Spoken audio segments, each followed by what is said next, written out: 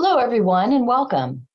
My name is Beth Strausser, and I work in the Policy Office at the National Science Foundation. It is my pleasure to welcome you to another session of the NSF Virtual Grants Conference. I am now pleased to announce this session, which will cover programs in the Directorate for Engineering. This session will be presented by Prakash Balan, and so I will turn it over to you, Prakash. Thank you, Beth. Hello, everyone, and thank you for joining us at the NSF Grants Conference today. I am Prakash Balan. I'm a program director in the Division of Engineering Education and Centers in the Directorate for Engineering. I have a presentation just to go over the Engineering Directorate primarily, so let's get started. At a very high level, the sort of a bird's eye view of the National Science Foundation. Our vision is very easy to articulate, and it's pretty broad and far-reaching. We really want to see this country, the nation, as one that leads in science and engineering, in research and innovation, and to benefit for all without any barriers to participation. So that is a key aspect of our vision. And NSF, the way it is organized, it has these broad directorates, which are really aligned with vast spaces in the world of science and engineering. So we have the Engineering Directorate, which is what this presentation is going to primarily focus on. We have the Computer Science and Engineering Directorate. We have the Geosciences, Biological Sciences, the STEM Education Directorate. It used to be called the Educational and Human Resources Directorate, but now it's been renamed as the EDU Directorate.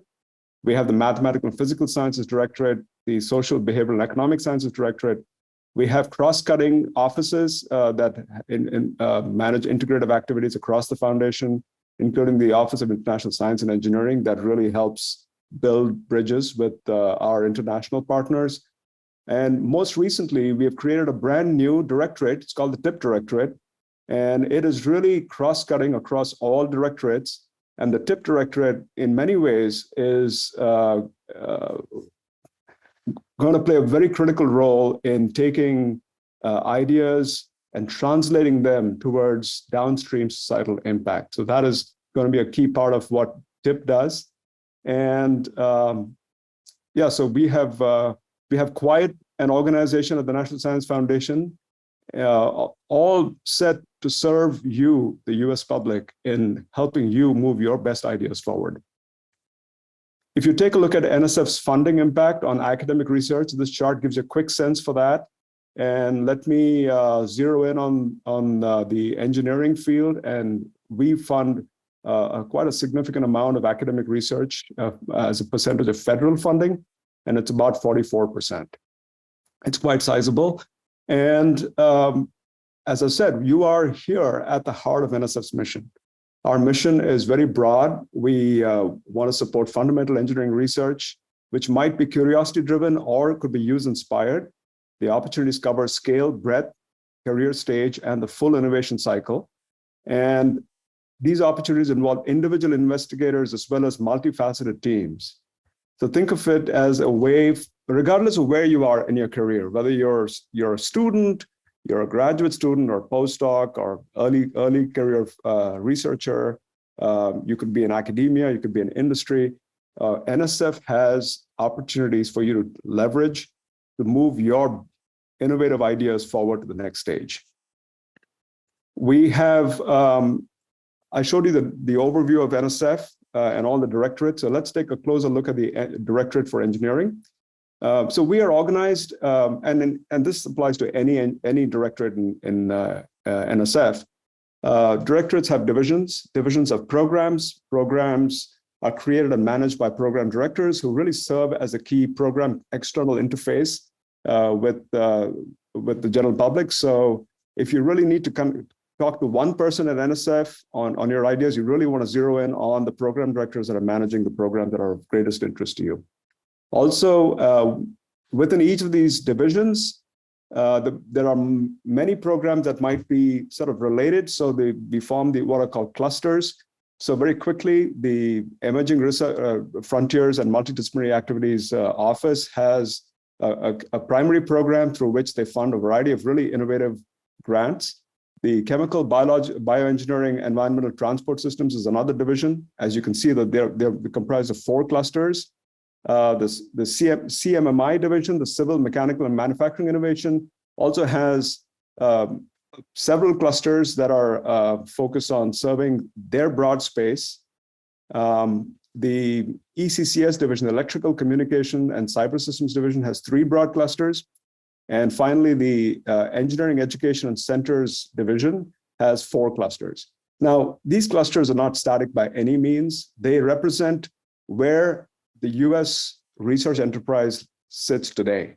10 years from now, these clusters could be different because you're bringing us new ideas, innovative initiatives, and NSF is constantly adapting and looking ahead to what lies out in the future and anticipating that in designing programs as well as opportunities.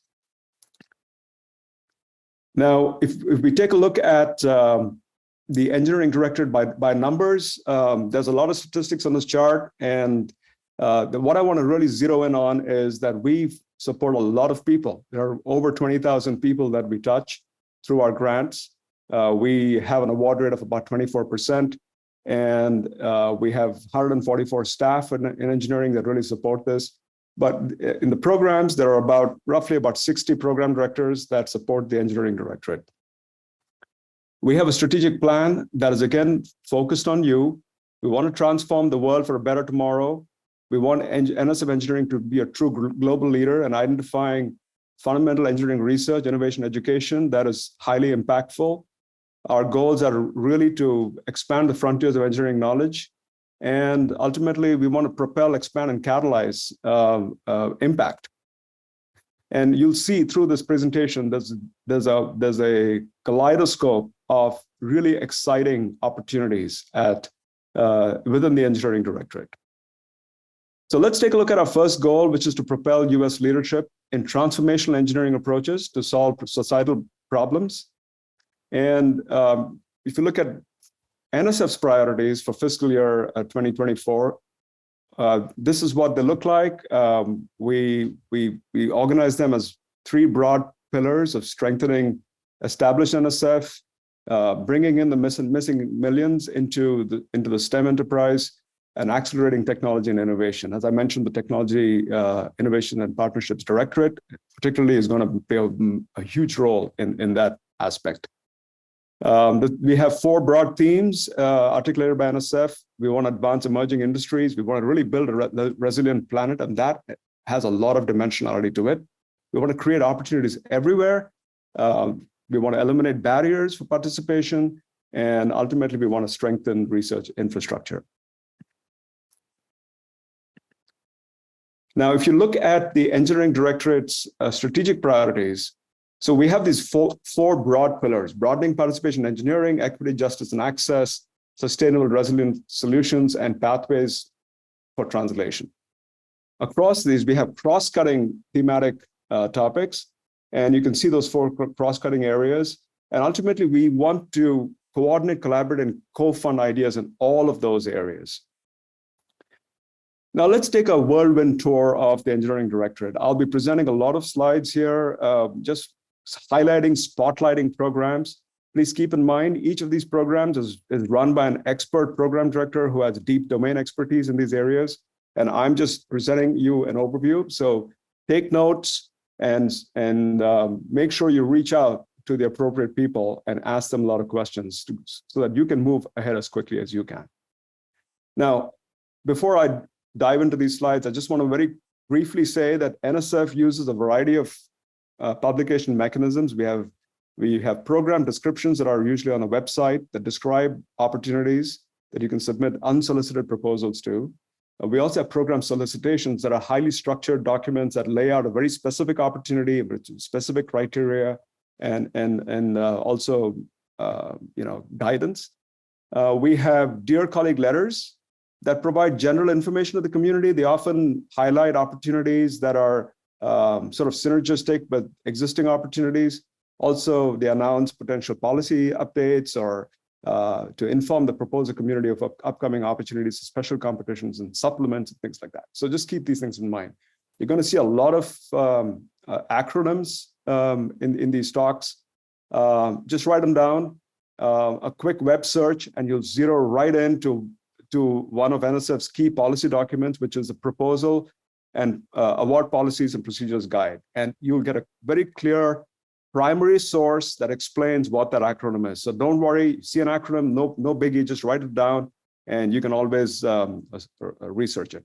Okay, so in those cross-cutting themes that I talked about for the engineering directorate, clean energy is a huge focus. And here are two opportunities that we have. One is for conference proposals, and the other one is for highly innovative proposals that are looking to pursue research that might be high risk, high reward, potentially transformative, things that could make a huge difference down the road if the research is successful. And the topics for both of these funding opportunities is listed in the text box on the right. So please take note of that. And of course, you will always find, regardless of what the opportunity at NSF, workforce development and education is a huge part of everything that we do. So we also have a broad NSF-wide Dear Colleague letter called Critical Aspects of Sustainability. And this Dear Colleague letter, it's often called the CAS DCL. It really encourages submission of a variety of proposal types. You could be looking to organize a conference to discuss topics related to climate change. You might be interested in working with industry partners. You might want to submit what is called a GOLI proposal. And I'll talk more about GOLI further down. Or you might submit a traditional basic research proposal to an existing NSF core program. This DCL also encourages submitters to pursue these ideas in a for-profit small business environment. So NSF has a small business innovation program, the SBIR and the STTR programs. And these are great programs to bring those innovative ideas forward. And of course, the other kind of proposal that is encouraged is the eager or raise. And again, eager these are proposal types you'll hear about periodically as you read NSF announcements. And essentially, they're very interesting, fast-moving proposal types that allow you to pursue transformative ideas, things that you wouldn't normally do through a traditional NSF grant. And they are designed so that they can be reviewed efficiently, and NSF can then take appropriate actions. We also have a climate change adaptation mitigation set of opportunities. So the first one is civil infrastructure. We're inviting eager proposals. The second one is a collaboration with the Japanese Science and Technology Agency, which is like the NSF in Japan. And the potential awards are co-funded by Japan and the US. The Japan side will fund work in their country, and the US side will fund work that is done in the United States. The third opportunity is for planning proposals. So take note of these. If you're interested topically in this area, these may be very exciting opportunities for you to explore and pursue. We also have identified that NSF over the years has relied extensively on infrastructure that is diverse in space, in cost, implementation time, everything from major observatories to nationwide sensor networks to smaller experiments. And there are many potential facilities that really don't get supported. And that gap is what we're really trying to fill. And so the mid-scale research infrastructure really is a program that is aimed at supporting research infrastructure that is is more than 6 million and less than $100 million. There are two opportunities. NSF 22639 is for submittals which are less than $20 million. And the second opportunity is for those that are the $20 to $100 million range. There is also a Dear Colleague letter that encourages conference proposals. So please keep these in mind. And within the engineering directorate in the past, we have made major investments in infrastructure. The National Nanotechnology Coordinated Infrastructure Project is one example. And the other one is the Natural Hazards Engineering Research Infrastructure Project. So the NSF continually makes these investments, and this is a really powerful way for you to pursue filling the gap in infrastructure. Now, if you take a look at the broad bioeconomy, so we have a lot of research that is funded across the different divisions that I described in the earlier slide. And this slide really shows opportunities that are in the emerging needs for biotechnology research. You know, we have an ever-present need for the capabilities for sensing and responding to known and unknown biological threats. You know, we've all come out of a major pandemic, and you know, the need for such innovation is particularly evident, and these opportunities help support that. The opportunity that we have for NSF DCL 23055 is another great opportunity to discover what I would say the general principles about the biological and natural world, and use them to inform and generate new design directions for engineered systems and products. So these are nice opportunities. The NSF 20077 is a collaboration between the CBET division in engineering and the molecular cell biology division in the biological sciences directorate. And NSF 23055, the second bullet on the slide, really is an opportunity for submissions to engineering, the biological sciences directorate, as well as the partnerships for innovation program in the TIP directorate. Okay, so NSF engineering has a major investment in what we call the future manufacturing solicitation. So we had a solicitation 23550. Now remember, I always have say NSF and I give you a number. The nice thing about this is if you just go web search NSF and put that number in, you'll go straight to the solicitation. So these numbers matter. They're good tags to actually go find the funding opportunity. So if something interests you, something catches your attention, write the number down, and you can find the funding opportunity very quickly. So future manufacturing really has made a significant level of investment in the last 3 fiscal years, over $100 million in new research in what we call seed projects. Seed projects are typically 2-year projects, about $500,000 or less. And you know, they can explore new ideas, concepts, no preliminary data is required.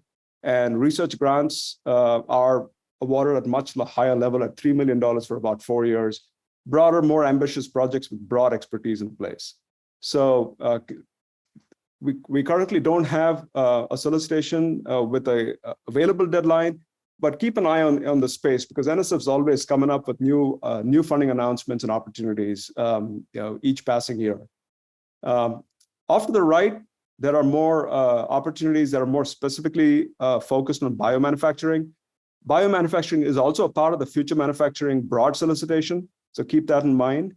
And given all the supply chain challenges that we've had that have been sort of highlighted by the pandemic, NSF has actually created a nice DCL that broadly pursues the supply chain space and all the incumbent challenges, because the economy has so many sectors and they all depend on supply chains. So there's a nice DCL for those of you who work in the space to pursue those ideas.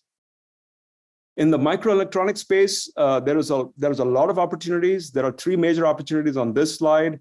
You know, we all know semiconductor technologies play a vital role in our modern society, right? They pave the path to today's advances. We're all using the benefits of semiconductors every day of our lives. And these opportunities seek to really add new capabilities, new innovation, new research in that broad space. I want to point out particularly the last one, which is the research experiences for undergraduate. It is co-funded between NSF and the Semiconductor Research Corporation. It is really designed for hands-on research opportunities for undergraduates so that they get exposed to the world of the semiconductor industry, which is has a very strong need for a skilled workforce to be continually trained and developed for next generation innovations. In the microelectronics section area, we also have a lab to fab opportunity. So look at Dear Colleague Letter 22113. These proposals are accepted at any time. And we also have the second opportunity is pretty interesting because it really encourages partnerships between US and Taiwan researchers when it comes to chip and semiconductor fabrication technology. So it's a nice opportunity if you're in this space to build partnerships with international universities and researchers and pursue opportunities that are relevant to that Dear Colleague Letter. Also, quantum technologies is an area where NSF has been making a lot of major investments. There are 3 opportunities that are listed here on this slide. And you definitely take a look at it. And the Engineering Directorate invites submissions of eagers to the DCL 20074. To keep that in mind, some of these announcements already have proposals under review, so I expect to see, watch those spaces to see if there are going to be new announcements, new solicitations, new DCLs in those topic areas. When it comes to wireless technologies, NSF, through the ECCS division primarily, is investing in advanced wireless to advance areas that are critical to our society, to all future generations. And they're really looking to focus on sensors, devices, circuit protocols, networks and systems, AI, human-machine interface, network interfaces, spectrum allocation, and so forth. And there have been many really exciting awards that have been made. One such award is on the screen, the Spectrum X Coalition of 29 institutions that is led by University of Notre Dame. And they recently had a Spectrum Week event in April, and it's a good way to pursue both individual investigator opportunities as well as collaborative opportunities. So it's another great set of opportunities to keep in mind. Okay, so we took a quick tour of some really interesting and exciting opportunities within the Directorate for Engineering through those DCLs and solicitations that I just touched upon. But let's shift gears and think about people. I'm going to focus in the next few slides on workforce development. And the Directorate really supports opportunities for undergraduates through the REU program, the Research Experiences of Undergraduates. Proposals are under review. Next deadline is expected to be sometime in August. REU is a very powerful program. It has both opportunities for supplements to existing grants. If you have an NSF grant and you want to bring undergraduate researchers into your work, you can seek supplements. Or if you want to create a REU site, which really is as a long-term cohort level focus on undergraduates, it's a great way to pursue it. It's the same thing with the Research Experiences for Teachers program. These are powerful mechanisms to build that workforce at that stage in the participants' careers. We created a relatively new program called Intern. It was created in fiscal year FY17. It kind of sounds like it was recent, but time has gone by. I'm going to talk more about the intern program in a subsequent slide, so let's save that for that. We have opportunities for veterans to re-engage in research at all levels, undergraduates, graduate students, and teachers. We created a new program that is aimed squarely at all two-year institutions across the country, community colleges and technical colleges, so that they can have their students participate in centers that are supported by the Engineering Directorate. So we have the ERC program, the Engineering Research Centers program, and we have the IUCRC program, Industry University Cooperative Research Centers program. And both these programs are collaborating with the Education Directorate through the Advanced Technological Education Program, which supports education research in community colleges. And this program has been really powerful. I'll share some statistics on that a little later. So the intern program, we have a very unique opportunity that is offered to graduate students that are supported on NSF grants. The program since FY17 has funded over 1,650 students, NSF-wide. A large proportion of those are in the engineering directorate. And these students can go to non-academic hosts covering a wide spectrum: industry, small, medium, and large companies, government agencies, national labs, think tanks, nonprofits, et cetera.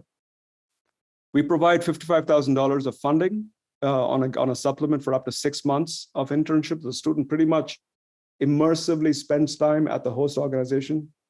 We provide a lot of support financially for travel, tuition, fees, health insurance.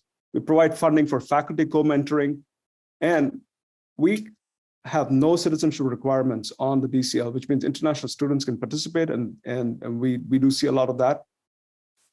We expect that the university that is seeking the supplement and the host organization that is hosting the student mutually come to agreement on a collaborative agreement governing the student and the faculty's engagement at the host organization. There are a lot of value propositions. The graduate student gets access to real-world immersion, working with professionals in the field and watching research happen as it does outside an academic setting. The hosts get to mentor and access a whole new generation of talent. They also get to discover faculty in the universities, and they may never have worked with that person. They see the faculty student, the student finishes the internship, the relationship continues. Universities build pathways for new, stronger external partnerships, and for NSF, it really catalyzes workforce development. We have over 250 students each year supported through this program. I have a sampling of the kinds of host organizations that have been hosting students. It's a small sample, but it gives you a sense of the diversity and breadth and the range of sectors that are engaging in this program. You can read more about the Dear Colleague letters. There are 4 Dear Colleague letters for the intern program, and we have a convenient shortcut URL. You can find all the details there. And before you start reading DCLs, watch the video. You will enjoy it. We have a wonderful program in the Division of Engineering Education and Centers, EEC division. It's called Revolutionizing Engineering Departments, code name RED. And it really is an opportunity to catalyze, big transformative revolutionary changes to the education of the next generation of engineers, expanding their reach, expanding their opportunities, developing curricula that just totally transform the way in which engineering is taught. Right now, there is a solicitation, NSF 23553, that focuses on what is called RED 2-year. So it's focused on 2-year institutions of higher education, traditionally as what we call community colleges or technical colleges, for them to develop radically new approaches and to expand pathways to engineering and engineering technology education. So that opportunity is currently active. Again, watch this space. There could be future solicitations, but interesting new avenues and options. So if you're in this space, definitely reach out to the program director who manages this program to learn more. We have a key program in the Engineering Education and Centers division for broadening participation in engineering, and it's across all of engineering. And there are 3 kinds of opportunities that are available. You could be exploring concepts using planning grants and conference grants. You could be submitting research projects that help broadening participation in engineering. There's an opportunity to form inclusive mentoring hubs to offer free access to mentoring, networking opportunities, professional development, programs for the members to participate and coordinate with institutional and organizations that are involved in this activity, and really bring it all together. There's also an opportunity for centers for equity in engineering, and this track really seeks to catalyze a culture change in the education of the next generation of engineers as it tries to build equitable and inclusive practices which recruit and retain a very diverse community of students. So great opportunities, again, take a look at the solicitations for all the details and reach out to the program director. We also have early career support, the engineering postdoctoral fellowship program. This is an award to an external entity, so they manage the process. We have provided the contact, efellows@asee.org. So please reach out to the ASE organization to learn more about the postdoctoral fellowship program. If you're a postdoc and you're interested in that, or you're a student interested in pursuing a postdoctoral fellowship. A relatively new program, the Engineering Research Initiation Program, really is going after a community that typically has not had the opportunity to get federal support. So these are investigators who have not yet received research funding from federal agencies, and they're at non-R1 institutions, right? So R1 institutions are institutions that have a very high intensity of research, and you can look up, you can web search on whether your institution is an R1 institution or not. But nevertheless, it's a powerful opportunity. There was a webinar recently. You can go watch the recording of the webinar to learn about the program, but they do have an upcoming deadline on September 15th of this year. We also have the faculty early career development program. And so keep that in mind if you're an early stage faculty who's looking to pursue the career program opportunities at NSF. They also have an upcoming deadline in July. Okay, so we are looking to catalyze purposeful partnerships. That's one of our 3 big goals. And research doesn't happen in a vacuum. After a certain point, you do work as an individual researcher, you get to a point, and then you need to start to sort of build dimensionality to it, right? So NSF has a program called, has actually a proposal type called GOLI. It's Ground Opportunities for Academic Liaison with Industry. It's heavily supported through the Engineering Directorate. Over the last decade, I think from 2011 to 2020, engineering has supported about close to 85% of all the GOLI awards that have been made. And roughly about close to $500 million has gone GOLI proposals, GOLI awards. So it's a fantastic program. Today, it exists as a proposal type that you submit to open opportunities. It could be unsolicited, or it could be to an actual solicitation that allows GOLI proposal types. It requires an industry partner. It requires an intellectual property agreement because it's typically a university and one industry partner at least. However, this year, 2023, we introduced a whole new feature in the GOLI proposal type, which is to encourage researchers to work with eligible small businesses as partners. And in the case where the partner is an eligible small business, up to 1/3 of the GOLI grant award funds could potentially go to the small business partner. Doesn't have to, but that is the upper limit. We see a lot of value in the GOLI program. It is a bridge builder. It helps faculty start to explore adding that whole partnership element. Even if you have a core research funded program where there's no industry partner, and you're in year 2 or year 3, and you develop some really exciting work, and you want to build an industry partnership, you can do that. You can ask for a GOLI supplement. We also have center scale investments in engineering. So the Engineering Research Centers program is a great exemplar of that. It supports broad, multidisciplinary, high impact, high risk, high payoff engineering research. So think of an opportunity where you start off a center, which is typically about 10 years of funding.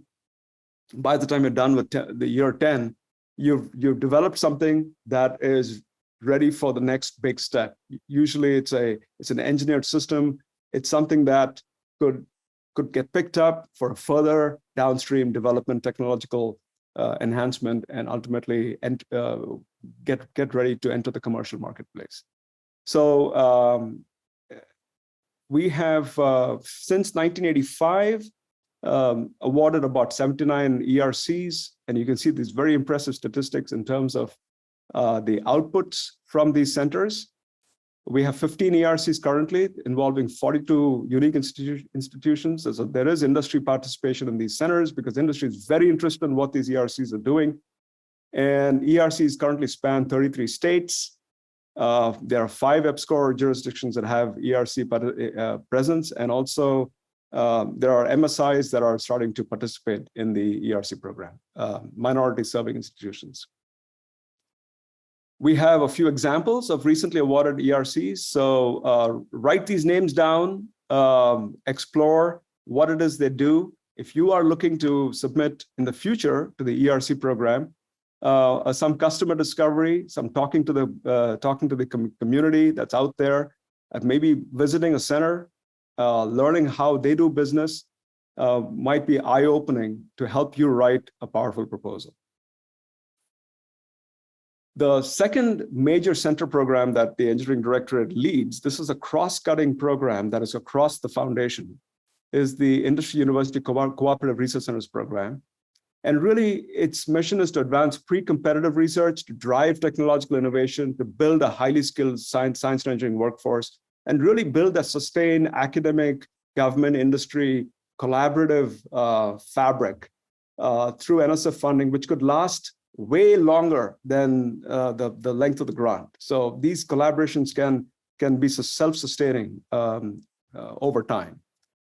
We have over 80 IUCRCs, Industry University Cooperative Research Centers. Over 110 universities are participating in this program.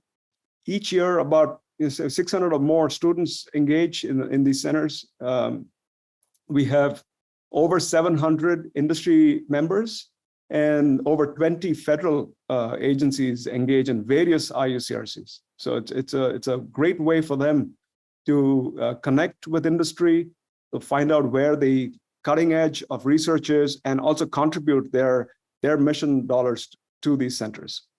Currently, we have IUCRCs in 42 states, including Washington, DC. We have 16 EPSCoR jurisdictions that have an IUCRC center presence, and we have 15 minority serving institutions that participate in various IUCRCs. And most recently, here are examples of centers that we have made awards to. We made an award to the Center for Quantum Technologies and one in the pharmaceutical space. The START program that I mentioned to you, where the community college and technical college students and faculty get an opportunity to engage with IUCRCs and ERCs. We've had 23 IUCRCs engage, and with community college students, 38 faculty, 124 students. And just this year, we republished the START program to include participation in ERC. So expect to see a lot of ERC statistics in the future. Okay, so I have a slide that shows the IUCRC model. It's a very interesting model. That's why I created the slide. NSF provides dollars, industry provides dollars, the universities provide infrastructure and intellectual capital. All that comes into a pool. Pre-competitive research projects are discussed and identified, and ultimately outcomes, new innovation, skilled workforce, publications, and even startups. In fact, in the last decade, there have been 80 startups that have come out of IUCRCs. Here's an example of a center. This is just to give you a sense for what an actual center looks like. This is in the mammalian biomanufacturing space. There are 5 universities, and there are over 30 companies that are actively engaged with the center. And each year, NSF contributes about $750,000, and the members contribute a significant multiple of that, almost $1.8 million, to support research in these centers. Okay, so I'd like to wrap up now, but I want to give you some things to think about. As you look at NSF, a great place to start your search is nsf.gov/search. Because when you go there, you see a variety of search options that will help you accelerate your search. Look for funding opportunities in the nsf.gov/funding website. Once you see a funding opportunity, read the funding opportunity maybe a couple of times. Think about what you want to do, and then reach out to a program officer with a succinct introductory email, and maybe a very brief, maybe a half-page description of what it is you want to do. and get the conversation going. Try to consider devoting some of your time every year to contribute your knowledge and expertise as a reviewer. NSF is always looking for reviewers, and your talent makes our mission possible. So we need your knowledge, we need your wisdom, we need your input so that we can make the best funding decisions. And also, maybe we haven't thought of everything. There's a lot of white space. You think there's a lot of topics at NSF, a lot of solicitations, a lot of DCLs. There's a lot of white space. You can fill the white space. You might have the most innovative idea that we have not thought of. We need to hear from the communities so that we can build powerful, impactful programs into the future. Now, in terms of serving as a reviewer, there's a lot of value propositions there. You can actually understand NSF's merit review process. You can read cutting edge work. You can contribute expertise. You can network with others in your field. And if all this excites you, just reach out to a program director, send your bio sketch or even a brief resume, and we'll be in touch. You can always get NSF news delivered directly to your computer. And I have to say this, NSF Science News is a fantastic news stream. You'll be amazed at what kinds of things are happening in all those diverse areas that NSF supports. Anecdotally, when my mother was alive, I set her up, and she lived overseas. I set her up to access NSF News, and she would tell me about what is happening at NSF. So please sign up for NSF updates. You will love it. Also, I would be remiss if I don't point you to the NSF go-to policy manual, the Proposal and Award Policies and Procedures Guide. You've probably heard this a few times by now. This is a go-to document. Internally, NSF staff, we go to it all the time. It is the last word on a lot of things. You should go to it too. So download a copy, hyperlink it, and you will find a lot of answers to a lot of questions directly in the PAPPG. With that, I'm going to close this presentation, and I'm going to hand it back to my colleague, Beth Strausser in the policy office. So Beth, it's all yours. Okay. All right. Wonderful. Thank you so much, Prakash. And that was just a fantastic presentation. And we have gotten a lot of questions coming in, and they're diverse. So just going to jump right in here. Somebody had asked, how do meta programs such as the CDS&E work at NSF? And does this funding come from the meta program, or does it come from the associated directorate? And then following, well, let me let you answer that, and then they have a follow-on question too. Yeah, so an example of how vast NSF is, I really have to educate myself on what exactly a meta program is, because it's not a term that I hear frequently. Okay. So I would recommend whoever asked the question, we will get you an answer. Please write to me on my email address. We can put that in chat, or you can write to Beth. Write us. Send us more details on your question. We'll get you an answer. Perfect. Okay. All right. Great. The next question is, does future manufacturing include alternative methods for manufacturing? For example, 3D printing materials that could not previously have been 3D printed? Definitely. NSF, and I would say this generally for any NSF program, if it hasn't been done and you have a way of doing something, you've come to the right place. All right. So we typically don't fund incremental innovation, things that are just trying to tweak on the periphery. It has to be transformative. So if you believe that you've got a research concept or idea that is in the transformative bucket, definitely reach out to NSF. Reach out, and in this case, if it seems like you're interested in future manufacturing, there are a lot of program directors on that solicitation. Frankly, write to one. Don't write to all. Just write to one. And they will internally discuss, and one of them will get back to you with an answer. Okay. All right. Fantastic.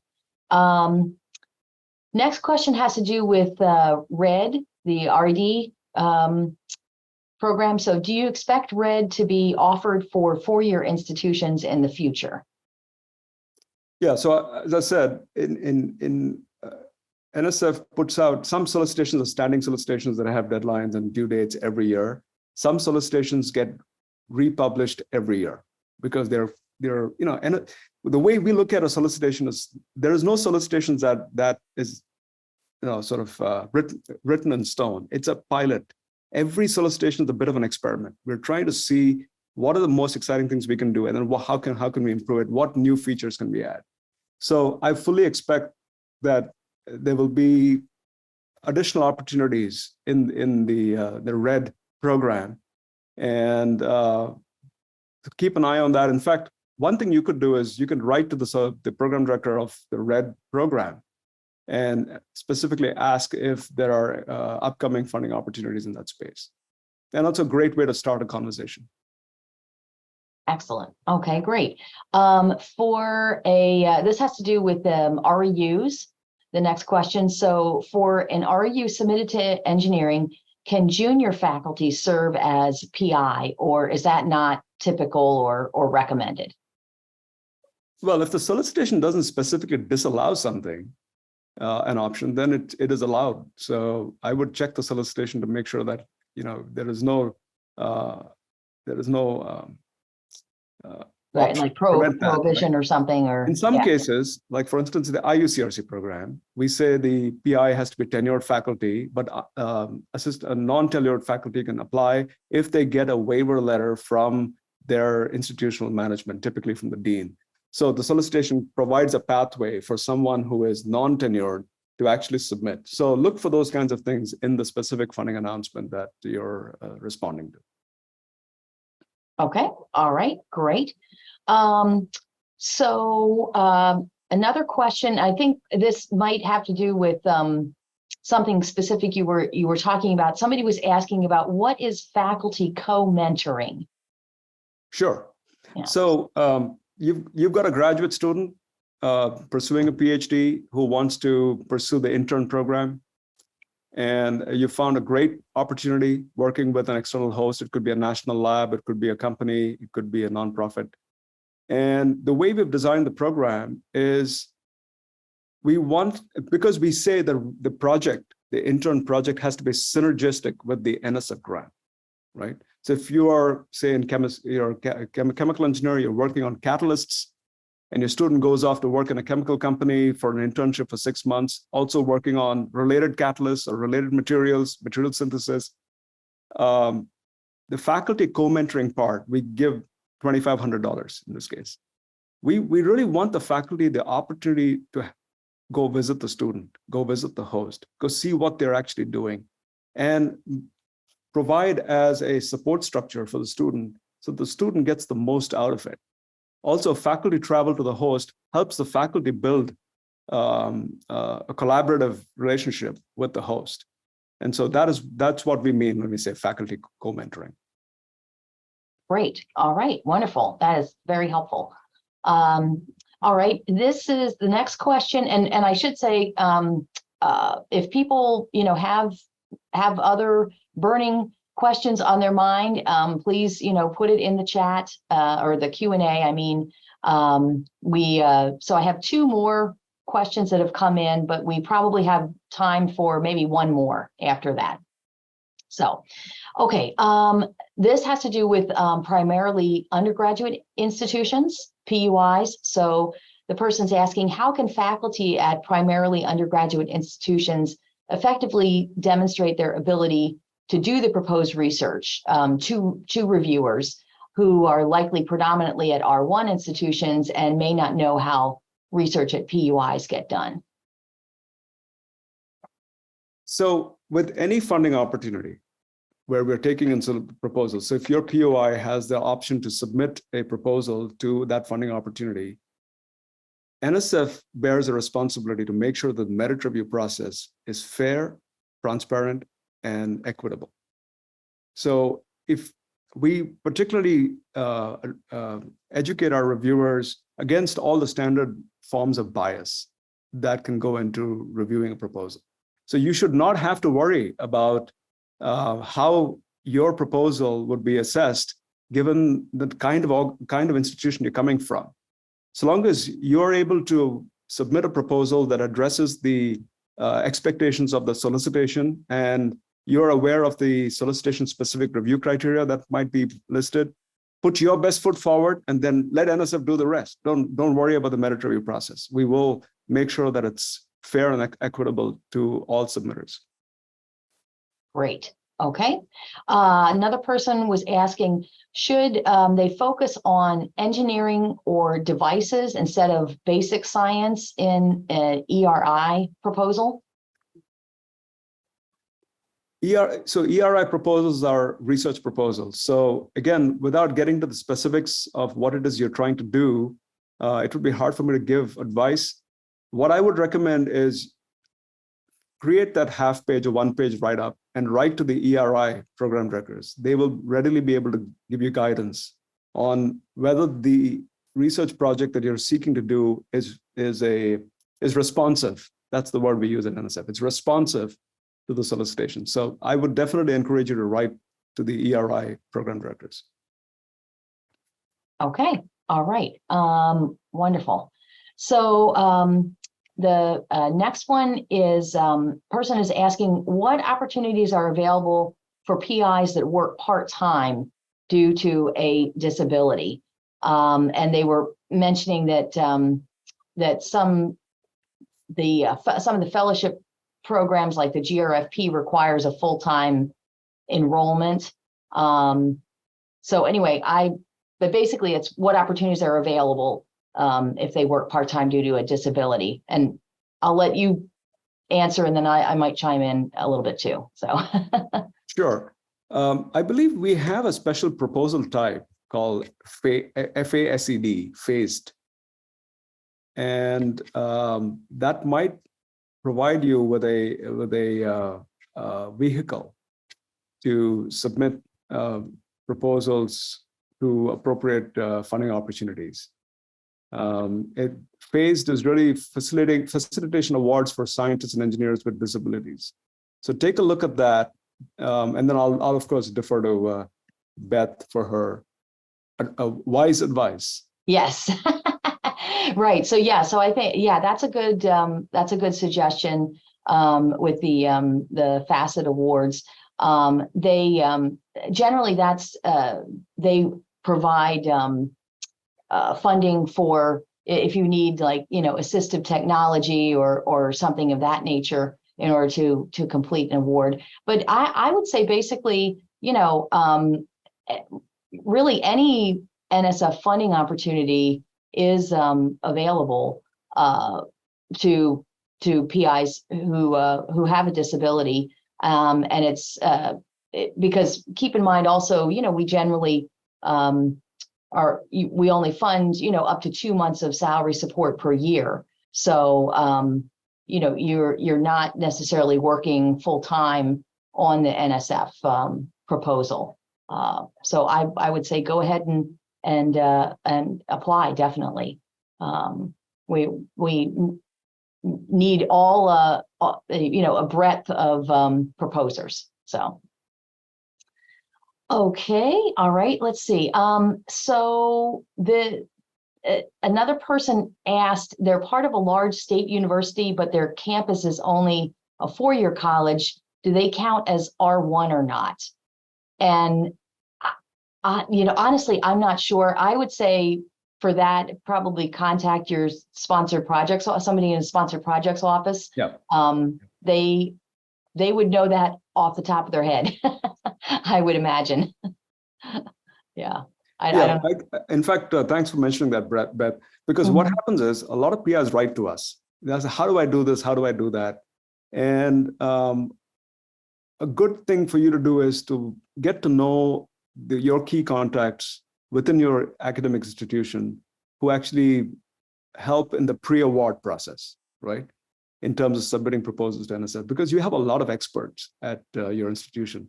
And the amount of time you spend trying to figure it out for yourself, you might get an answer in half the time. So your sponsored office of sponsored research staff could be very helpful, answer many of your questions. And then if you can't find the answer, of course, you can always come to NSF. Great. Okay. All right. Well, I think we've basically gotten to all of the questions that have come in, and so I think I'll wrap us up here. And I want to thank you very much to Prakash for your informative presentation, and thank all of you for joining us for this session today. And everybody have a wonderful rest of the day. Thank you.